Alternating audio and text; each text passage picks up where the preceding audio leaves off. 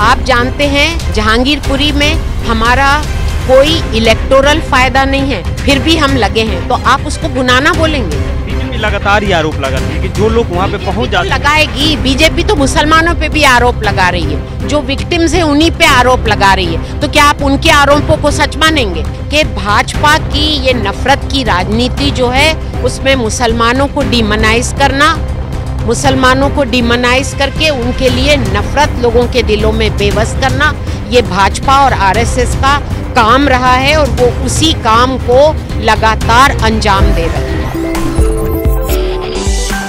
नमस्कार, आप देख रहे हैं दी कंटाप, मैं हूं प्रफुल्ल। मैं जंतर मंतर पे मौजूद हूं जहां पे सीपीआई एमएल सीपीआई के द्वारा एक धरना प्रदर्शन था सौहार्द और शांति के लिए। जो मुसलमानों पे लगातार हिंसाएं हो रही है, अलग अलग जगहों पे उनके घरों पे बुलडोजर चलाए जा रहे हैं, उन तमाम मुद्दों को लेकर तो हमारे साथ मौजूद हैं जो सीपीआई की लीडर हैं, सीपीएम की लीडर हैं मैमूना मुल्ला जी। उनसे बात करेंगे। देखिए, आज का जो धरना प्रदर्शन था, ऐसे लगातार धरनाएं हो रही है लेकिन इसका कोई असर नहीं हो रहा है, तो क्या उद्देश्य था, क्या मकसद था यहाँ आने का? मतलब आपको लग रहा है असर नहीं हो रहा, लेकिन आप ये भी जानते हैं कि जहां और आवाजें नहीं उठ रही, वामपंथ की आवाज कंसिस्टेंटली और लगातार उठ रही है। और ये आवाज है जो जनता को एक भरोसा दिलाती है कि हमारे साथ कोई मजबूती से खड़ा है। ये भरोसा जनता में पैदा होना ये बहुत ज़रूरी है और उसी के लिए वामपंथ खड़ा है। लेकिन एक सवाल बार बार वामपंथ पे उठता है कि ये सब बस पॉलिटिकल जमीन अपनी तलाश कर रहे हैं, मुद्दों को भुनाना, पॉलिटिक्स करना, ये सही है गलत है? ये पता नहीं, आपका जो चैनल है कंटाप सोच रहा होगा ऐसे, लेकिन आप जानते हैं जहांगीरपुरी में हमारा कोई इलेक्टोरल फायदा नहीं है, फिर भी हम लगे हैं, तो आप उसको भुनाना बोलेंगे? क्या भुना रहे हैं हम? नहीं जी नहीं, तो आपको भी तो बोलना पड़ेगा। एक मीडिया होने के नाते आपकी भी एक जिम्मेदारी है बताना कि जहांगीरपुरी में या इवन पूरे दिल्ली में सीपीआईएम का क्या क्या इलेक्टोरल फायदा है, बताइए। इसके बावजूद हम लगे हैं, तो क्या भुनाने लगे हैं? क्या भुनाने के लिए लगे हैं? हम इसके बावजूद लगे हैं।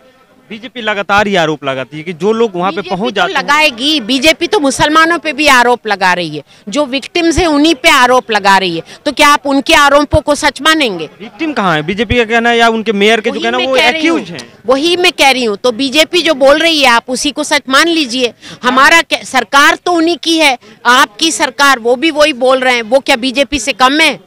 देखिए, दिल्ली गवर्नमेंट का तो यहाँ से कोई हाथ ही नहीं बोलती, हमारे पास प्रशासन ही नहीं है और प्रशासन नहीं है, बुलडोजर तो उन्हीं के हाथ में है। वो आरोप प्रत्यारोप चल रहा है कि बीजेपी बोल रही है कि आप आम आदमी पार्टी चला रही है, आम आदमी पार्टी बोल रही है बीजेपी चला रही है। ठीक है, तो हमें उससे कोई मतलब नहीं है।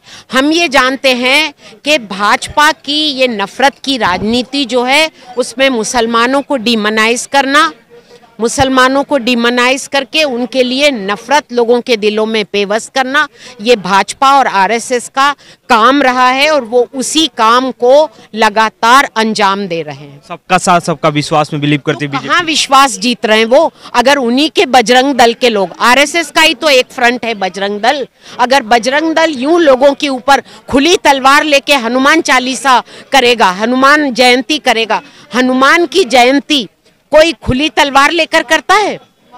वो धर्म के नाम पर लोगों को धोखा दे सकते हैं, हमें धोखा नहीं दे सकते। अच्छा, शाहीन बाग की तरफ हम थोड़ा सा चलते हैं। शाहीन बाग में भी कहा जा रहा है कि अवैध निर्माण हुए हैं, जमीनों पे कब्जा किया गया। निर्माण बड़ी बड़ी पॉश कॉलोनियों में भी हुआ है और अवैध निर्माण पूरी जहांगीरपुरी में हुआ होगा, खाली उस बस्ती में नहीं हुआ। तो शाहीन बाग के शाहीन बाग में भी हुआ होगा और बड़ी बड़ी पॉश कॉलोनियों में भी हुआ है। तो एमसीडी को बोलो ना, हिम्मत करें, बड़ी बड़ी पॉश कॉलोनियों में पहले जाएं। गरीबों का अतिक्रमण के खिलाफ उनको सजा देना, उनकी लाइवलीहुड छिन जाना, उनका रोजगार छिन जाना, ये कौन सी राजनीति है? वही तो कर रही है ना सरकार, बीजेपी तो सरकार कर रही है, तो आप जैसे मीडिया को उसके खिलाफ खड़े होना है, उनकी बात मानना नहीं है।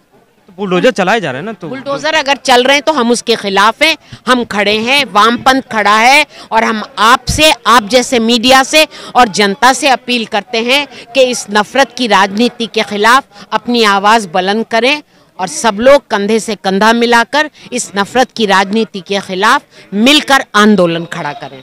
आंदोलन खड़ा करने की जरूरत है, लेकिन कुछ लोग अभी भी जैसे CNRC का हवाला दिया रहा है, यहाँ से भी नाम लिया जा रहा था उमर खालिद का, खालिद सैफी साहब का, मिरान हैदर नाम के जैसे लोग हैं, वो लोग अभी भी अंदर ही हैं, लेकिन उनके लिए जो एक एफर्ट होना चाहिए उस तरह का आंदोलन अभी तक आप क्यों समझ रहे हैं कि एफर्ट नहीं हो रहा है? एफर्ट जरूर हो रहा है। आपको लग रहा है, आप डिसाइड कौन करेगा कि कितना एफर्ट होना चाहिए? एफर्ट बराबर हो रहा है, एफर्ट बराबर हो रहा है। वामपंथ भी लगा है और डेमोक्रेटिक जो जनवादी आंदोलन है वो भी लगा है उसमें, ठीक है। उसके खिलाफ इस संबंध में कार्रवाई हो रही है और CAA आंदोलन के खिलाफ जो हमारा आंदोलन है वो बंद नहीं है, वो जारी रहेगा जब तक कि ऐसे कानून को वापस ना ले लिया जाए। ये भी कहा जा रहा है कि CAA आंदोलन के वजह से ही शाहीन बाग को टारगेट किया जा रहा है, जिससे वहाँ के लोगों के कहना है। वेरी ऑब्वियस, वो तो ऑब्वियस है कि मुसलमानों को उनको टारगेट करना है, ये तो बहुत ऑब्वियस है। उनकी जो नफरत की राजनीति है वो मुसलमान के खिलाफ है। अगर कोई एक टेररिस्ट है उसको पकड़ो ना, चाहे वो हिंदू टेररिस्ट हो या मुसलमान टेररिस्ट हो। एक ब्राह्मण ने महात्मा गांधी को मारा था, सारे ब्राह्मणों पर तो हमने इल्जाम नहीं लगाया ना। एक मुसलमान अगर टेररिस्ट है या 10 मुसलमान टेररिस्ट है तो उनको सजा दो। महात्मा गांधी को मारने वाला तो आजकल देशभक्त हो गया। हाँ, तो वो तो आप देखो ना, विडंबना हमारी, और उसी की बात को आप सच मान के आप मुझसे सवाल कर रहे हो। तो ये मीडिया की भी तो जिम्मेदारी बनती है ना कि ऐसी चीजों के खिलाफ अपनी आवाज उठाए। तो अपनी जिम्मेदारी निभा रही है कि एंकर को देखा, मीडिया बन के और काम कर रही है तो कहाँ से निभाना बोलेंगे उसको? एंकर को देखा कि वो बोलेंगे 300 साल की मंदिर तोड़ दी जाती है, आप महंगाई की बात कर रही हैं, आप बेरोजगारी की बात कर रही हैं, आप आंदोलन की बात कर रही हैं। सभी की बात, जहाँ नाइंसाफी होगी, जहाँ मंदिर टूटेगा या मस्जिद टूटेगी, हम उसके खिलाफ आवाज उठाएंगे। अगर आप बेवजह जिस तरह से आक्रमण कर रहे हो, नफरत फैला रहे हो मुसलमानों के खिलाफ, इसी तरह हिंदुओं के खिलाफ फैलाओगे, हम उसके भी खिलाफ हैं।